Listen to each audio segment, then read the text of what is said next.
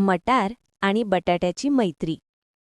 एका छोट्याशा भाजीच्या टोपलीत मटार आणि बटाटा राहत होते. मटार लहान, हिरवा आणि खूप चपळ होता. बटाटा गोलमटोल, थोडा आळशी पण खूप हुशार होता. एके दिवशी मटार म्हणाला, "मी किती लहान आणि हलका आहे, सगळे मला पटकन वापरून टाकतात." बटाटा हसून म्हणाला, "आणि मी मोठा आहे म्हणून सगळ्यांना वाटतं मी फक्त उकडायलाच उपयोगी आहे." दोघे थोडे उदास झाले. तेवढ्यात आजी स्वयंपाकघरात आली. ती म्हणाली, "आज आपण मटार बटाट्याची भाजी करणार."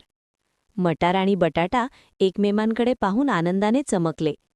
स्वयंपाक झाल्यावर सगळे घरचे म्हणाले, "वाह, किती चविष्ट भाजी झाली आहे." तेव्हा मटार म्हणाला, "अरे वा, आपण दोघे मिळून किती छान लागतो."